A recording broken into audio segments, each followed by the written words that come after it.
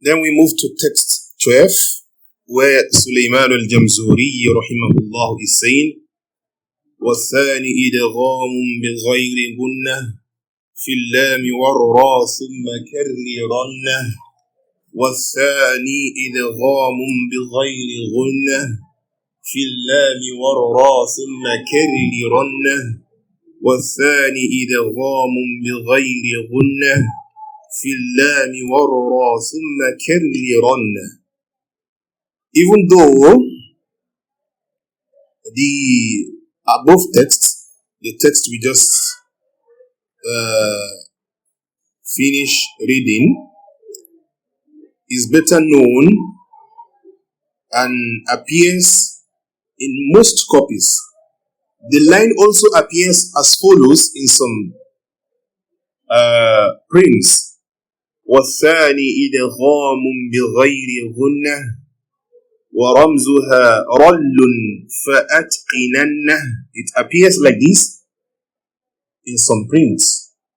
والثاني إدغام بغير غنة ورمزه رل فأتقننه. But the one that is better known and appears in most copies is والثاني إدغام بغير غنة في اللام والراء ثم كررنه. So we go to vocabulary, we break the stanza into words. بغير, without. كررنه, to repeat. It refers to the sifa of takrir in the ra. So there is a sifa, there is a manner or attribute of letters called takrir.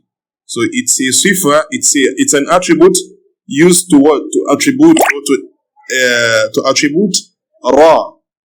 Sifa of takrir in the ra. Then ramzu, it means its code, its sign, its combination. فَأَتْقِنَنَّهُ, so know it well or master it. فِي اللَّامِ وَالرَّاءِ, so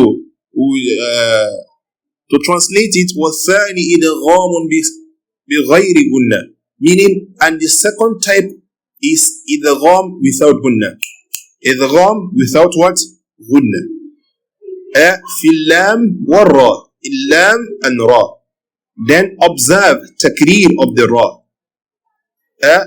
ثُمَّ كَرِّرَنَّهُ, then observe takrir of the ra. And its code is what? وَرَمْزُهُ رَلٌّ. Its code is what? Is rallun, like the other type of it we brought earlier. وَالثَّانِي إِدْغَامِ غَيْرِ غُنَّةٍ وَرَمْزُهُ رَلٌّ ثُمَّ أَتْقِنَنَّ. So its code is rallun ثُمَّ, so know it or master it.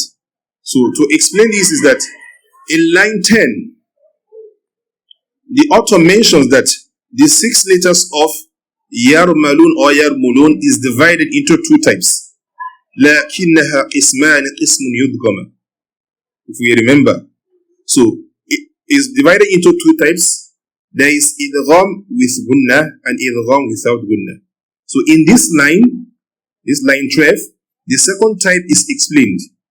Idgham, that is idgham without gunna. It will take place in the lam and ra. He also states that takrir should be observed in the ra. This does not mean that takrir should be made apparent and clear, no. But that it should be hidden. The takrir should be what? Should be hidden. The author mentions these because due to the idgham being made into the ra, it becomes mushaddada, doubled, and carries more chance of the takrir becoming what? Apparent. Becoming what? Apparent. Becoming what? Apparent. Becoming apparent. So, for that, the author al-Jamzuri said, ثُمَّ كَرِّرَنَّ. ثُمَّ كَرِّرَنَّ. So, takrir should be observed in the ra. Like we said, That does not mean that takrir should be made apparent and clear, but it should be hidden. And the reason is because due to the idgham being made into the ra, it becomes mushaddada, doubled, and carries more chance of the takrir becoming what? Apparent.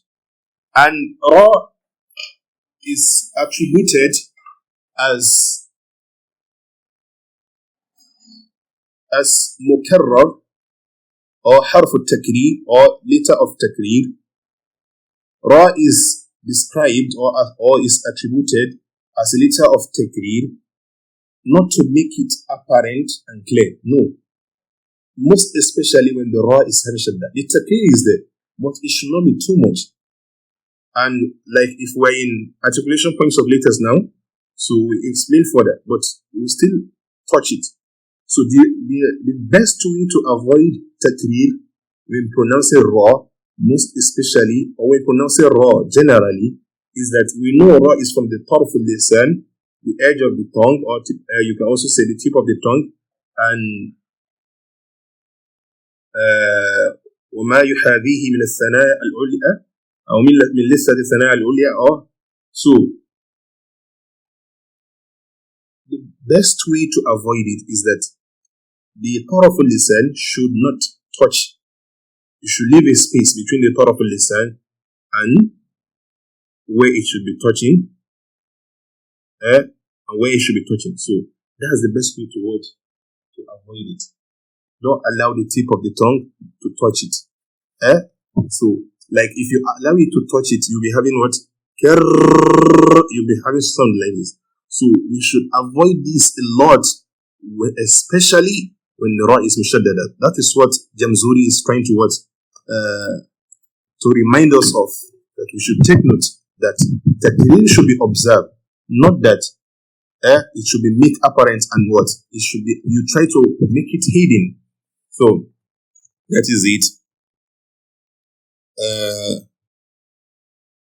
So in the second print we brought earlier, the author mentions that an easy way for us to remember the letters of idgham without gunna is via the code of what? Rallun. Via the code of what? Rallun. Via the codes of Rallun. Rallun. Rallun. There's something we need to take note of before we give example, or let's give example for it. So nun sakina before ra. Example, min rabbihim ulaika ala hudan min rabbihim. The ra, nun sakina before ra. Nun will change automatically to ra. It will now be what? Mir. So avoid takrir. Don't allow the taraf al-lisan, the tip of your tongue or the edge of your tongue, to touch where it is touching from the upper palate of the mouth, or lissa, upper gum of the mouth. So don't allow it to touch it, because if you touch it, it will be what? So this is the kind of takrir we have to avoid. So in order to avoid it, don't allow the taraf al-lisan to touch it. Just leave a little space. It will go. The taraf al-lisan will be rotating, going up the ground. Touch it and hold. No, don't allow it. It will be what? Mir rabbihim. The takrir is still there, but hiding. Mir rabbihim ulaika ala hudan mir rabbihim. Mir rabbihim أولئك على هدى من ربهم تنوين before it ثمرة الرزق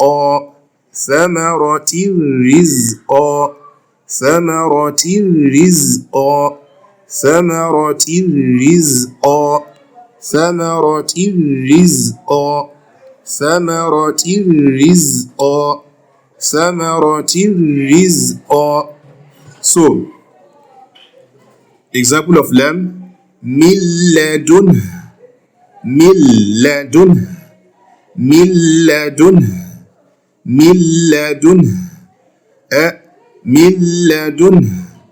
من لدنه من لدنه من لدنه تنوين before it هدى للمتقين هدى للمتقين هدى للمتقين.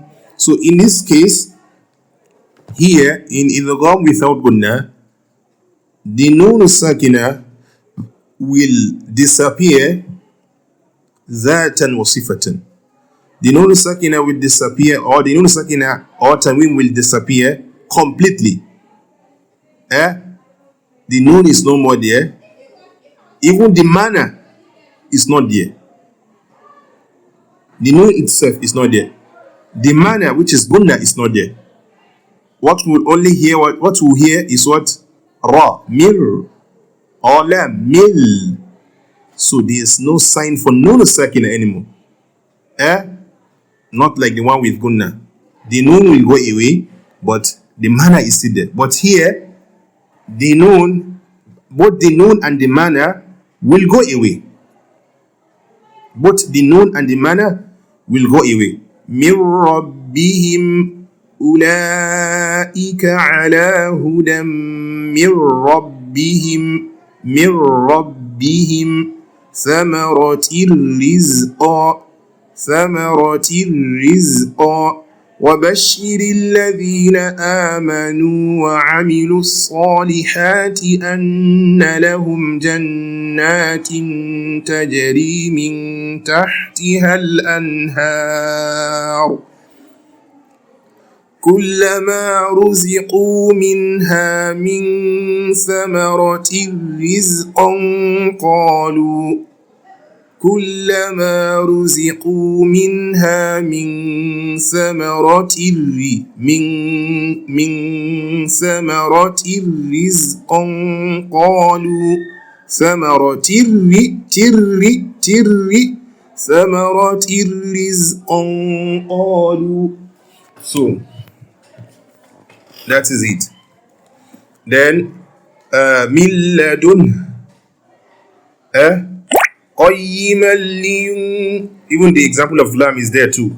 قيما لي تنوين قيما لينذر بأسا شديدا من لدنه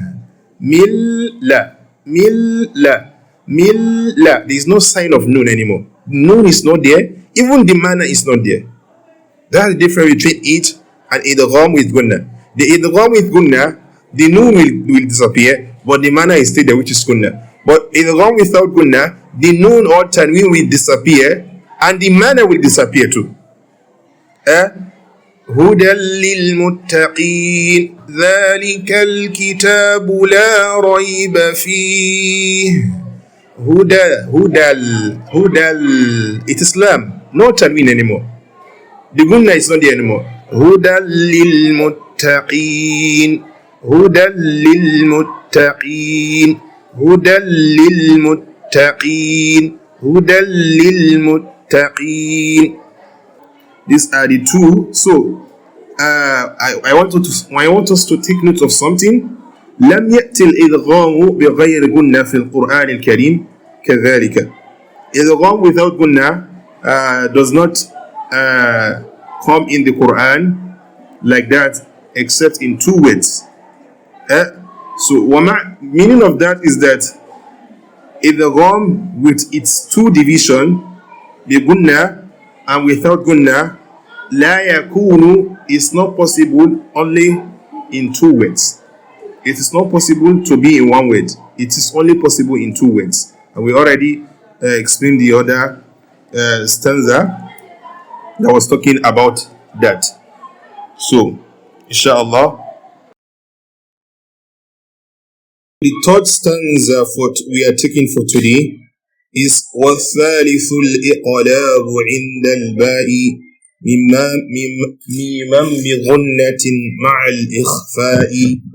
والثالث الإقلاب عند الباء ميما بغنة مع الإخفاء. والثالث الإقلاب عند الباء ميما بغنة مع الإخفاء. الثالث vocabulary first, as we know. Al-Thalith means third. Al-Iqlab means Iqlab, literally means to change something. Inda means by. Ma'a means with. Al-Ikhfa means Ikhfa, literally means to hide and conceal. To translate this, Wathalithu, and the third rule is Iqlab, changing the noon sakina or tanween. By the ba to a meme. Wathalithu al-Iqlab inda al-ba'i. Changing the noon sakina or tanween by the ba to what? To a meme. Ma'al ikhfa'i, applying gunna with ikhfa. When you are doing the gunna, you do it with ikhfa. You do it in a manner between, because when we say al-ikhfa is a manner, or is a rule in between, is a manner between izhar and idgham, meaning it is not izhar and it is not idgham. So to explain this further, the third rule regarding noon sakina and tanween is iqlab. You can also call it al-qalb. This iqlab takes place when the noon sakina or tanween is followed by ba. When the noon sakina or tanween is followed by ba. The author Suleiman al-Jamzuri rahimahullah outlines 3 applications in this verse. Firstly, iqlab, which is the changing of the noon sakina or the tanween into a meme. Secondly, that it will be read with gunna. That's the second one. And thirdly, making ikhfa, concealing of the meme sakina. Only with all these 3 applications is the rule of what? Iqlab, read correctly. Take note. Only with all these 3 applications is the rule of Iqlab, read correctly. Meaning, you can only read the rule of Iqlab correctly when you follow these 3 applications. The first one, changing of the noon sakina or the tanween into a meme. The second one, it will be read with gunna. The meme will be read with gunna. And thirdly, making ikhfa, meaning making ikhfa of the meme as sakina. Making ikhfa of the meme as sakina. So that's then, for example, let's give example to that. So this one can be in one word. It can be in what? 2 different words. In one word, noon sakina before ba. In 2 different, that's the one of noon sakina. Or in 2 different words, but the one of tanween can only be in 2 different words, as we know already. So, for example,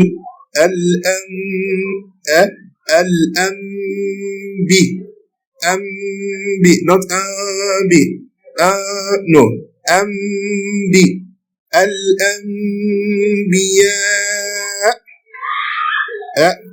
In your Quran, you check that noon. On top of that noon, there will be a small meme, showing that the noon has been changed to what? To meme. So what you pronounce is meme. What you pronounce is meme with gunna, and the gunna should be in a manner of ikhfa. The gunna should be like the gunna of ikhfa, not the gunna of what?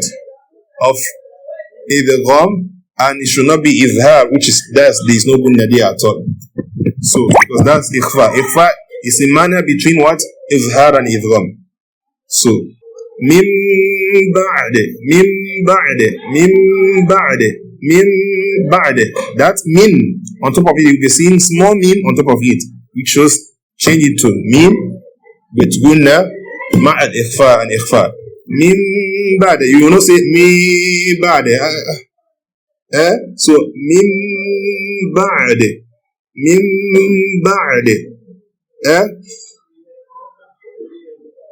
Then tanween sami'un.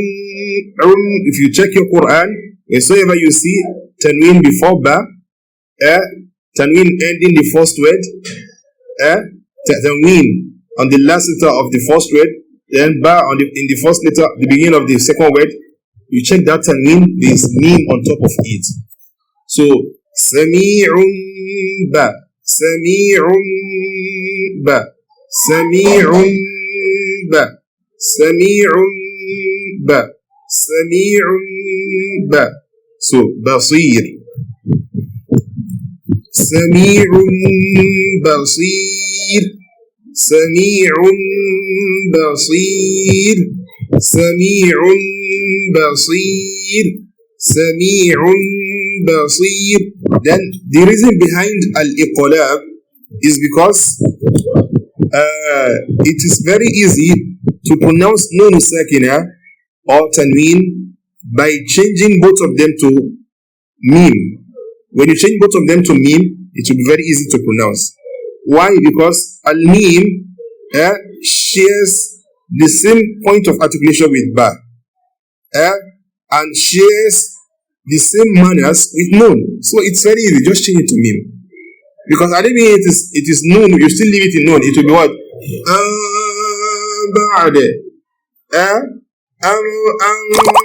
It will be what? Or it will be what?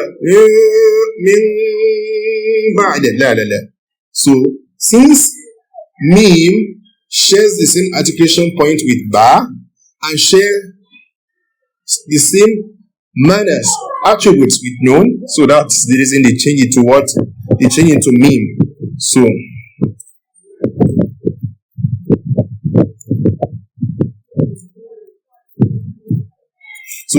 it's also not possible to do izhar of nun sakina or tanween in the ba, because it will be very heavy for the tongue. That is why izhar cannot take place here. It is also the same regarding idgham. Idgham cannot take place.